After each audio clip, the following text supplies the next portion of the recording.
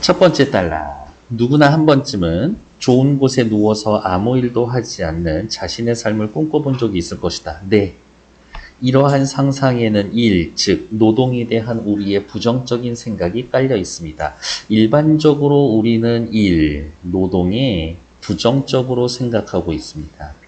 하지만 중요한 얘기는 뒤에 오겠죠. 역사 속에서 인간은 노동을 통해 개인과 사회를 발전시켜 왔고, 이러한 점에서 노동은 나름대로의 가치가 있다. 그렇다면 철학자들은 이러한 노동에 어떠한 철학적 의미를 부여했을까? 철학자들이 노동에 부여한 의미, 이게 다음 단락의 얘기겠죠. 근데 철학자 이제 한 명만 나오는 거는 아니니까 여러 명 나올 거다. 첫 번째, 누구에 대해서? 로크. 로크는 노동을 소유의 권리와 관련해서 이야기를 합니다. 소유의 권리. 소유할 수 있는 권리가 있냐 없냐에 대한 걸 노동과 연관 지었대요. 로크는 신이 인류의 생존을 위해 인간에게 자연을 공유물로 주면서 동시에 인간이 신의 목적대로 사용할 수 있는 이성도 주었다라고 이야기를 합니다. 저번 시간에 정리하면서 한번 썼었죠. 신이 인간에게 뭔가를 줍니다. 누구를 줍니까?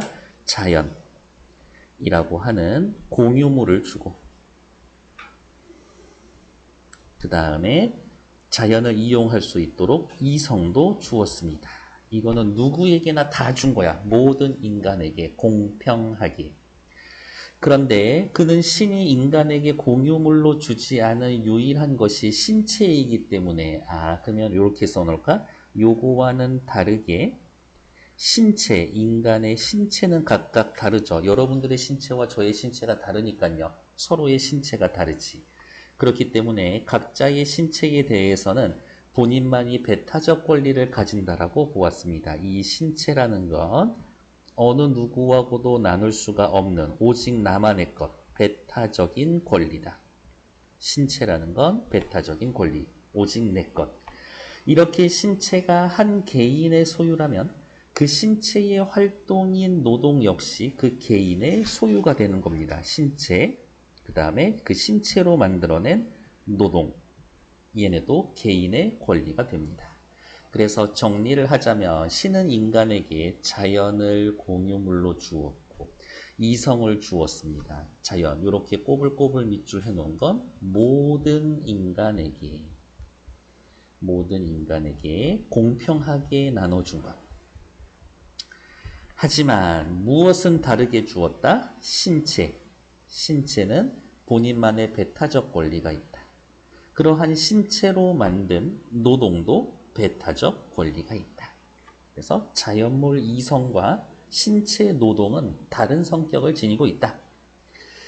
그리하여 인간이 공유 상태인 어떤 사물에 노동을 부여하는 것은 공유물의 배타적인 소유권을 첨가하는 것이 됩니다. 공유 상태인 어떤 사물에 노동을 부여하면 소유권을 첨가하게 되는 겁니다. 그래서 얘도 간단하게 다시 쓰면 이렇게 쓸 수가 있죠. 공유물에 더하기 인간의 노동이 들어간다면 그것은 배타적 소유권이 된다. 배타적 소유권. 내 땀이 들어갔으면 그거 내 거야. 우리 모두에게 준 거지만 거기에 내 땀이 들어간 건 내 거야.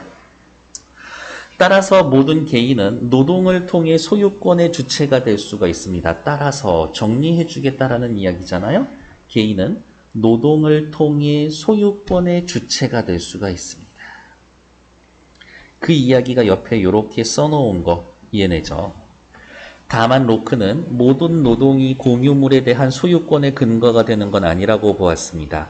로크에게 노동은 단순히 신체를 사용하는 게 아니라 삶의 편의에 최대한 도움이 되도록 자연을 이용하는 것이기 때문입니다. 그러면 뭐든지 다 되나요? 아니, 노동은 삶과 편의에 도움이 돼야 돼. 도움이 되지 않는 건 노동이 아니야.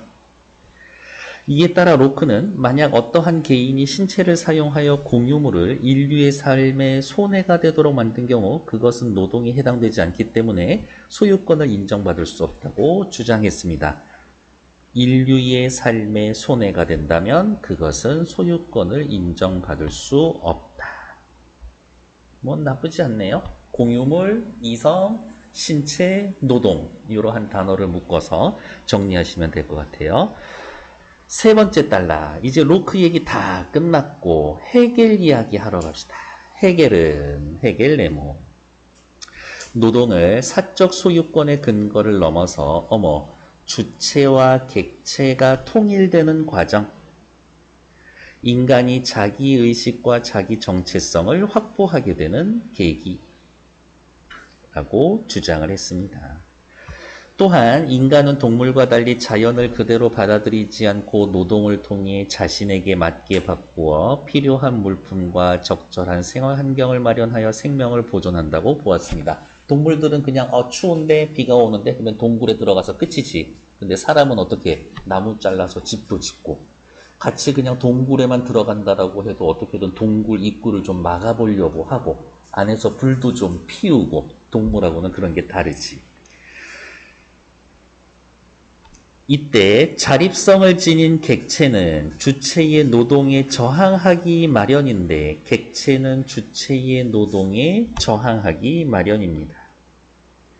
객체의 자립성은 인간의 노동에 의해 일정하게 제거되고 약화가 되어서 객체의 자립성은 주체에 맞게 변화가 됩니다. 그러면 또 옆에다가 이렇게 정리할 수가 있겠는데요. 뭐라고? 주체는 객체를 어떻게 하려고 합니까? 이용하려고 하죠. 변화시키려고 하지. 하지만 객체는 주체한테 왜 나를 자꾸 그렇게 바꾸려고 하냐? 저항한대. 근데 이렇게 저항함에도 불구하고 어떻게 일정하게 객체의 자립성을 제거시킨대요. 그럼 변화시킨 밑에다가 이렇게 써놓을 수도 있겠는데 객체의 자립성 제거.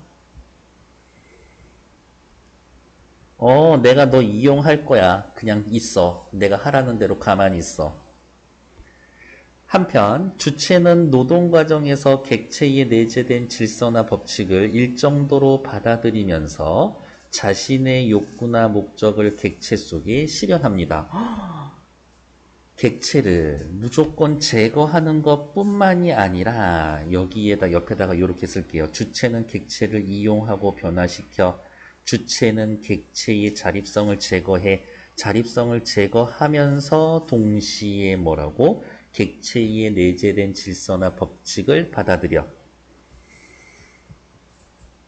객체에 내재된 질서, 법칙을 받아들여. 수용한다.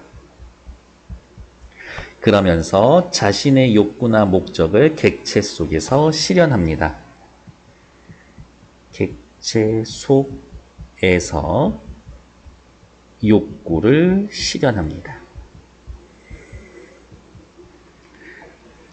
그 결과 객체는 주체의 노동으로 사라지거나 파괴되는 게 아니라 객체는 그 결과 인간과 무관한 것에서 인간을 위한 노동산물로 변화하는 것입니다. 이러한 옆에다가 또 쓸까요? 객체의 자립성을 제거하는 동시에 객체의 질서, 법칙을 수용하고 객체 속에서 욕구를 실현함으로써 뭐라고? 객체는 인간을 위한 노동산물로 변화합니다. 객체는 인간을 위한 노동산물로 변화합니다. 그러니까 내가 만들어 놓은 내 힘이 들어간 내 노동에 의해서 만들어진 노동산물이 나와 전혀 상관없는 물건이 아니라 나와 관계 있는 물건이 되는 거지. 이렇게 하여 주체는 객체 안으로 들어가고 객체는 주체의 고유한 형식을 받아들이게 됩니다. 요게 헤겔의 사상의 포인트네요. 주체는 객체 안으로 들어가고 객체는 주체의 고유한 형식을 받아들인다. 헤겔은 이처럼 노동을 통해 주체가 자신을 객체 속으로 나타내는 것을 자기 대상화라고 했습니다. 자기 대상화. 결국 주체와 객체는 서로 분리 고립되어 있다가 노동을 통해 노동산물 속으로 통일이 되어가며 주체는 그 속에서의 실현된 자기 대상화의 정도만큼 자기의식을 확보한다라는 것이다. 방금 읽은 부분 이제 정리할게요. 해겔이 이야기합니다. 이 세상엔 주체와 객체가 있었는데 얘네들은 애초에 분리되어 있었지만 여기에 노동이라는 것이 첨가가 되면 노동산물 속에서 서로 주체와 객체가 통일됩니다. 그리고 주체는 자기의식을 확보합니다. 주체는 자기의식을 확보하게 된다. 아, 내가 바로 이러한 존재였구나 라는 것을 알게 된대. 그러나 해겔은 노동산물이 주체의 소유지만 여전히 주체와 분리가 되어 있고 주체를 완전히 포함하지도 못하기 때문에 노동을 통한 주객통일에는 한계가 있다고 지적을 했습니다. 선생님, 그러면 여기 앞에 이야기한 통일된다라는 건 주체와 객체가 완전히 통일되는 건가요? 아, 안타깝게도 얘는 완전한 통일은 아니야. 완전한 통일은 아니야. 이렇게 완전히 하나가 되는 것은 아니야. 네 번째 단락 넘어갈게요. 이에 비해 마르크스 얘기할 거네. 해겔의 노동관을 수용하면서 어머, 여기가 특징이죠. 노동 자체가 한계를 지닌다라는 주장에 동의하지 않았다. 마르크스 씨, 노동에는 한계가 있습니까? 아니, 노동은 한계가 없어.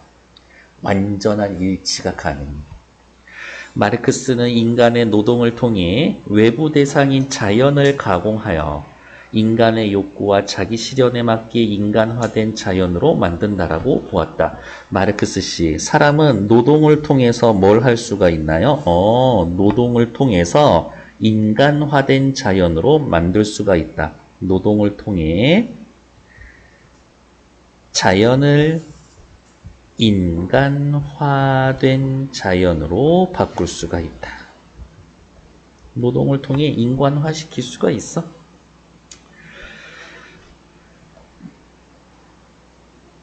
결국 그에게 노동은 객체의 인간적 형식을 부여하는 것이다. 밑줄 그을까요? 노동이란 객체의 인간적 형식을 부여하는 것이다.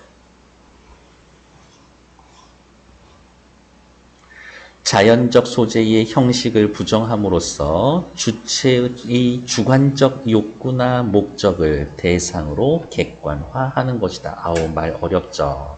주체의 주관적 욕구나 목적을 대상으로 객관화하고 있는 겁니다. 자, 어떠한 주체가 있어요. 이러한 주체는 뭐를 가지고 있어? 자신만의 주관적 욕구가 있어. 주관적인 목적을 가지고 있지, 이 주체라는 존재는. 하지만 이러한 주체라는 존재는 노동을 함으로써 어떻게 자신을 객관화할 수가 있는 것이다.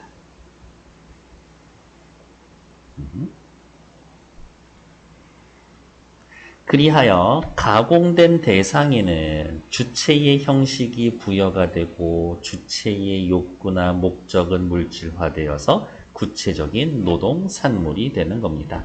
노동을 통해 노동 산물을 만들어낼 수가 있고 이 노동 산물에는 주체의 욕구나 목적 등이 물질화되어 있습니다. 그래서 저는 이렇게 표시할 거예요. 노동 산물에는 주체의 욕구나 목적이 들어가 있게 되는 거지. 이렇게 포함되는 거예요. 그 결과 인간은 노동을 통해 만들어낸 노동산물에서 자신의 능력을 확인하고 자기의 의식과 정체성을 확보하게 되는 겁니다. 내가 만들어 놓은 내 힘이 들어간 내 노동이 들어가 있는 것을 통해서 자신의 능력을 확인하고 나의 의식을 내 노동산물에서 바라보고 나는 어떠한 존재인가 정체성을 확보할 수가 있대. 더 나아가 자신의 능력을 더욱 개발하여 자연의 구속에서 벗어나 자유를 획득하고 노동을 통해 자유를 획득하고 자아를 실현할 수 있다. 이러한 관점에서 그는 노동이 가장 현실적이고 주객통일의 방법이자 인간의 자아 실현 과정이라고 주장했습니다. 아, 마르크스 씨 말이 너무 많은데요. 노동에 대해서 한 문장으로 정리해 주실래요? 가장 현실적인 주객통일의 방법, 인간의 자아 실현 과정이라네 라고 이야기할 거래요. 노동을 통해서 네가 뭔지 알 수 있어. 노동을 통해 너의 존재를 확인할 수가 있지. 노동을 통해서 너의 자아를 실현할 수가 있어. 다만 그는 노동을 통한 주객통일의 한계가 사회적 구조의 한계에서 비롯된 거라고 분석을 하며 노동을 통한 인간의 자아 실현을 완성하기 위해선 사회 구조를 변혁해야 한다라고 역설했습니다. 노동의 한계는 사회 구조의 한계에서 오는 것이다. 앞에 헤겔은 노동이 한계가 있다라고 그랬죠. 완전히 일치가 되는. 그거는 뭐 때문에? 노동 자체의 한계 때문에. 그런데 마르크스는 얘기한 거지. 노동 자체에는 한계가 없어. 이 노동을 통해서 뭔가 자아 실현을 하려는 과정에서 나를 둘러싼 더 큰 사회 구조의 한계가 있기 때문에 그 안에서의 노동을 통한 자아 실현이 한계가 있는 거예요. 다 떼내고 내가 하는 노동을 통해 만들어진 객체, 그 결과물, 노동 산물 얘네들만 보면 한계가 없어. 나는 완전히 저 자연과 한 몸이 될 수가 있어. 근데 내가 들어가 있는 사회의 한계가 있기 때문에 노동의 한계가 있는 것처럼 보이는 거지. 이게 해결과의 차이점인 거죠. 에스카요. 밑에 나와 있는 문제 한 3분만 드려볼게요. 37번. 윗글에서 답을 찾을 수 있는 질문에 해당하지 않는 것을 일단 답은 5번. 자, 나머지 거 한번 찾으러 갈게요. 1번. 로크는 인간에게 이성을 부여한 신의 의도를 무엇이라고 합니까? 신이 인간에게 이성을 줬대. 왜 줬을까? 그런 얘기 있어요. 로크 이야기니까 두 번째 단락에 있겠지. 인간에게 이성을 주었습니다. 여기 있네요. 인간이 신의 목적대로 자연을 이용할 수 있도록 이성을 주었습니다. 그러니까 1번 답 찾을 수 있죠? 2번 보러 갑시다. 헤겔은 세 번째 단락 가면 되겠네. 인간이 동물과 달리 자연을 자신에게 맞게 바꾸는 목적을 무엇이라고 합니까? 자연을 자신에게 목적에 맞게 바꾸는 이유. 헤겔. 동물과는 달리 여기 있네요. 뭐라고요? 필요한 물품과 적절한 생활 환경을 마련하여 생명을 보존하기 위해서. 이거지. 3번. 헤겔은 인간이 노동을 통해 자신을 객체 속에 나타내서 얻게 되는 결과, 자신을 객체 속에 나타내게 해서 얻는 게 뭐예요? 네, 요거죠. 그 결과, 객체는 주체의 노동으로 사라지거나 파괴되는 게 아니라 인간과 무관한 것에서 인간을 위한 노동산물로 변합니다. 이럼으로써 뭐예요? 주체는 객체 안으로 들어가고 객체는 주체의 고유한 형식을 받아들이게 되는 이러한 자기 대상화를 할 수 있게 합니다. 이게 3번의 답이지. 다음 4번. 마르크스는 노동이 인간의 자아를 실현하는 과정이 될 수 있는 이유는 마르크스에 대한 이야기, 노동을 통해서 자아를 실현할 수가 있습니다. 왜 그렇대요? 어디에 있을까? 여기네. 노동은 객체의 인간적 형식을 부여하여 자연의 소재를 사용합니다. 그리고 자아를 실현하는 과정이 될 수 있는 이유는 요거는 전체적으로 다 설명해 놓은 건데, 네, 그냥 그래도 체크는 할까요? 어디가 있어? 객체를 객관화하고요. 주체의 욕구나 목적 등을 물질화해서 노동산물로 만들어 놓고 이러한 과정을 통해 자신의 능력을 확인하고 자기 의식과 정체성을 확보합니다. 더 간단하게 이야기하면 노동을 통해 만들어낸 노동산물을 활용하여 자아실현을 할 수가 있는 겁니다. 5번. 마르크스는 노동이 주객 통일을 완성하는 것을 방해하는 사회적 구조의 한계는 무엇이라고 이야기합니까? 사회적 구조의 한계가 있기는 있는데 그게 뭐라고 구체적으로 얘기해 주지는 않았지. 그래서 5번이 틀립니다. 38번 보러 갈게요. 기역과 니은에 대한 이해로 적절한 것은 기역은 누구예요? 로크의 소유고 니은은 헤겔이 이야기한 소유인 거네요. 그럼 위에다 잠깐 써놓을까? 로크, 니은은 헤겔. 1번 기역과 니은은 모두 인간을 신으로부터 자유롭게 한다. 인간이 신으로부터 자유롭냐 아니냐라는 이야기는 아무도 하지 않았죠. 그러니까 둘 다 틀린 얘기지. 탈락. 다음 둘 다 모두 인간의 노동을 성립 기반으로 확인하고 있습니다. 노동을 해야 소유할 수 있다는 건 로크지. 노동을 해야 소유할 수 있다? 아, 헤겔은 그런 이야기를 하지는 않았죠. 잠깐만, 노동을 그렇지. 노동을 통해서 소유하고 일체가 될 수 있다라고 이야기했으니까 둘 다 노동이 필요합니다. 괜찮나요? 그러면 옆에다가 이렇게 써놓을 수가 있겠는데 뭐라고? 로크든 헤겔이든 간에 둘의 공통점 뭐야? 노동을 해야 소유가 가능합니다. 그 이야기는 둘 다 같이 했지. 그러니까 2번 맞는 얘기죠. 3번 로크는 소유가 이타심의 실현을 목적으로 다른 사람을 위해서 노동하고 소유해? 그럴 리가. 반면 헤겔은 이기심을 실현하기 위해서 나만 가질 거야. 배타적 권리를 갖기 위해서 그런 건 또 아니죠. 그러니까 3번은 둘 다 틀려 먹었네. 4번 로크의 소유는 자연과 인간의 합의를 강화하는 반면 로크는 소유를 하면 인간과 자연이 하나가 됩니다. 그런 얘기 했나요? 그런 얘기 하지 않았는데. 헤겔은 인간과 자연의 분리를 강화한다? 완전 하지는 않지만 하나가 된다라고 그랬지. 그러니까 헤겔도 분리 이야기한 건 아니죠. 4번 탈락. 5번 로크의 소유는 공유물의 존재에 의해 보장되는 반면 맞지. 왜? 공유물이 있어야 거기에 노동을 하고 그 노동으로 소유가 인정될 수 있는 거니까 공유물이 없으면 소유가 생길 수가 없어. 맞지? 헤겔의 소유는 주객 통일의 완성에 의해 보장된다? 아니요. 헤겔은 주객 통일 이거 완전하지 않다. 한계가 있다라고 이야기를 했죠. 그러니까 주객 통일의 완성에 의해라는 말이 안 되지. 헤겔은 주객 통일이 완성이 없어 라고 이야기했었는데 그러니까 5번 틀립니다. 뒤로 넘어갈게요. 39번 보러 가자.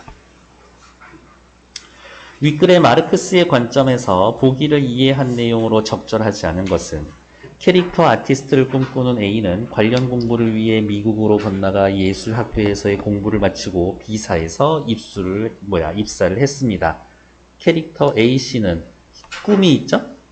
그런데 그곳에서 그는 유명한 몇몇 캐릭터만 반복적으로 그려야 하는 현실의 염증을 느끼고 캐릭터 아티스트로서 더 이상 성장할 수 없게 됐다라는 생각이 들어서 C로 옮겼습니다. 마음껏 그리면 동시에 동물들의 모습을 관찰해서 독창적인 캐릭터를 창작할 수 있게 되었습니다. 자신만의 독창적인 캐릭터는 일종의 노동산물이 되겠지. 밑으로 내려가죠. 1번 A씨는 노동을 통해서 자신의 욕구, 캐릭터 아티스트를 객체 속에서 내가 만들어낸 캐릭터 속에서 실현하려고 노력했습니다. 괜찮지? 노력했잖아요? 노동을 통해 자신의 형식을 부여한 노동산물을 만드는데 관심을 가졌군. 그렇지. 자신의 형식에 부여한 노동산물, 독창적인 캐릭터를 만들고 싶어 했습니다. 맞지? 제한된 캐릭터를 그리는데 노동의 염증을 느꼈던 이유는 자기의식 확보에 대한 갈증 때문입니다. 그렇죠. 마르크스는 이야기했어요. 노동을 통해 자기의식을 확보할 수 있다고. 그런데 내가 하는 단순한 복제, 그렸던 거 또 그리고 또 그리는 것을 통해서는 자기의식을 확보할 수가 없으니까 아, 이 노동은 나랑 맞지 않는 노동이야 라고 생각했겠지. 4번 A씨가 직장을 옮겼어. 왜? 노동을 자신의 재능을 개발하고 자유를 확장하는 계기로 삼기 위해서. 그렇지. A씨가 예술학교에서의 공부한 기간은 외부 대상인 자유의 형식에 맞게 자신의 목적을 객관화시키는 거였군. 자신의 목적을 객관화한다라고 하면 그 결과 객체와 일체가 되고 객체와 동일시가 될 텐데 공부하는 과정에서는 이러한 단계가 나타나는 단계는 아니지. 객체와 일체가 되고 동일시 되는 것. 그런데 어때? 아직까지 공부하는 과정에선 나의 노동산물이 만들어지지 않았기 때문에 이 단계까지 가는 건 아니지. 객체가 노동산물이 객체에 내 의식을 투여해서 노동산물로 만드는 거지. 여기에서의 객체는 그냥 내가 그리는 일, 내가 하는 과정, 그런 게 객체가 되는 거겠죠. 그래서 5번 틀리다. 여기에서의 확인해야 될 거는 이거예요. 뭐냐? 마르크스는 이야기를 합니다. 노동을 통해 자신의 욕구를 객체 속에서 실현한다. 노동을 통해 자신의 형식을 부여한 노동산물을 만든다. 마르크스가 한 이야기야. 지금 이렇게 밑줄 긋는 건. 노동이라는 건 자기의식을 확보하는 거다. 노동을 통해 자신의 재능을 개발하고 자유를 확장할 수가 있다. 노동을 통해 외부 대상인 자연의 형식에 맞게 자신의 목적을 객관화할 수 있다. 요거 이야기가 한 게 전부 다 마르크스가 한 이야기다. 그거를 얼마나 잘 연결 짓느냐의 문제였었던 거네요. 이렇게. 저는 오히려 제일 까다로운 문제가 요거였다고 봅니다.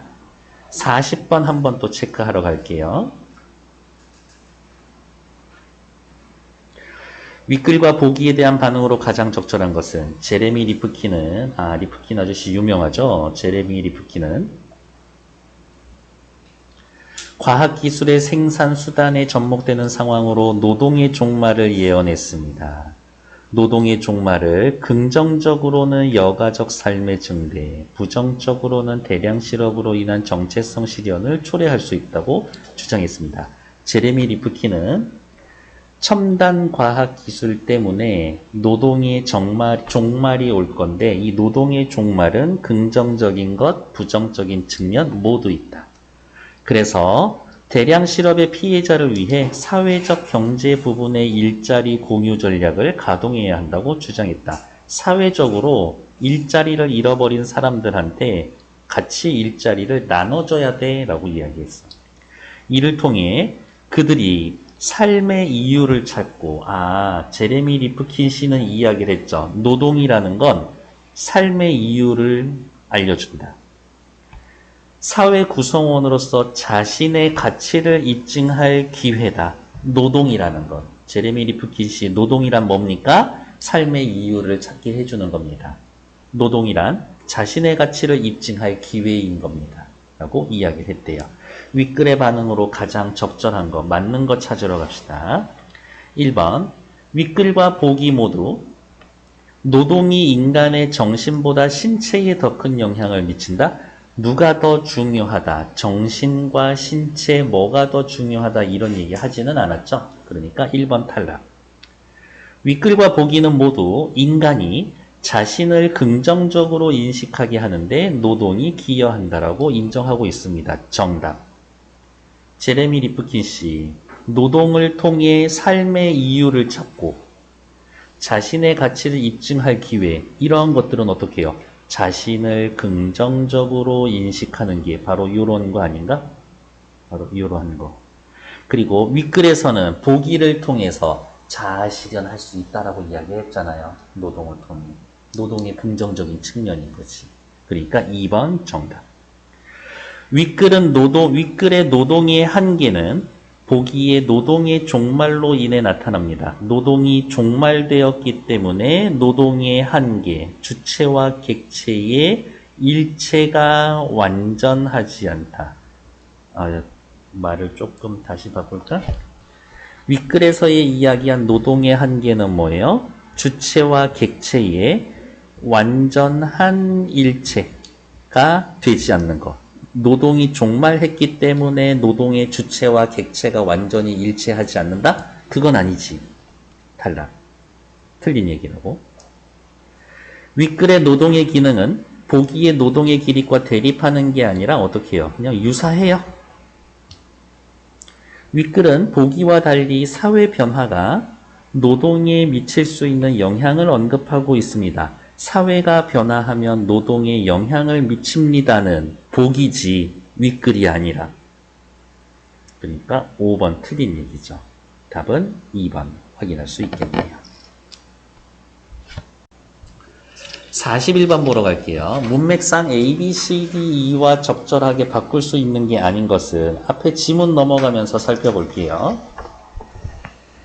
A 어디 있을까? A. 네, 두 번째 달랑 마지막에 있네요.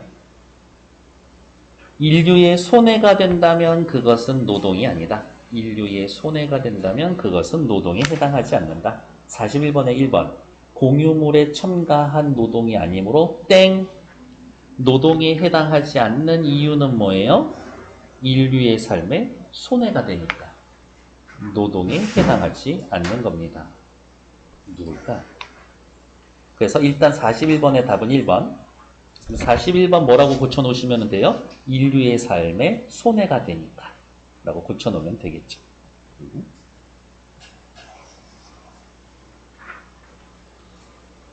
요게 아니라 인류의 삶에 손해가 되는 요렇게 고쳐놓으면 되겠죠. 다음 앞에 거 진짜 맞는지 또 확인은 하러 갈게요. B.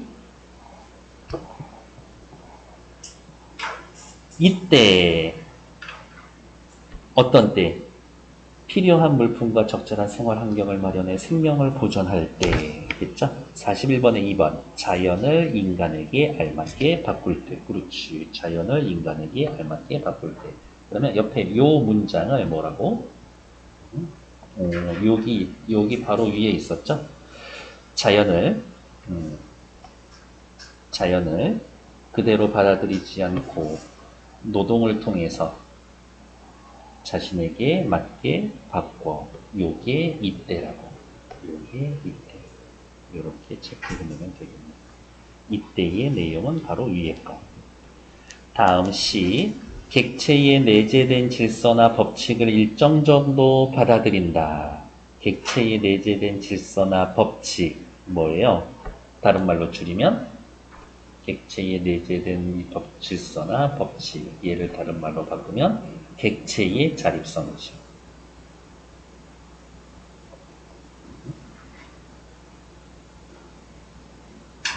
객체의 자립성을 받아들인다. 객체의 자립성을 일부 수용한다. 잘했네. 다음 D 보러 갈까요? D.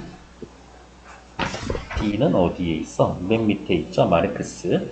헤겔의 노동관을 수용했다. 노동을 통해 자기의식과 자기 정체성 확보가 될 수가 있습니다. 노동을 통해 자기의식과 오케이 여기죠.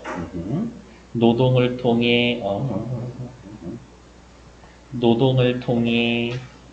노동산물 속으로 통일되어가며 자기 대상화 정도만큼 자기의식을 확보합니다.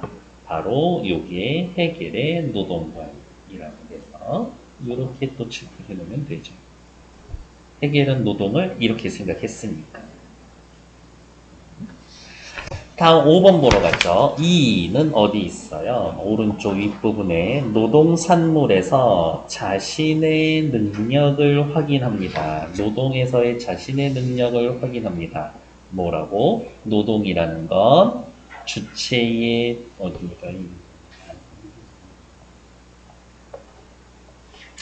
주체의 주관적 욕구나 목적을 대상으로 객관화하는 겁니다. 요게 자신의 능력이죠. 그 결과 노동산물이 나타나는 거니까 이렇게 체크해 놓고 여기가 요로 요렇게 옵니다. 확인해 놓으면 되겠네요. 그래서 틀린 거는 1번, 틀린 건 1번.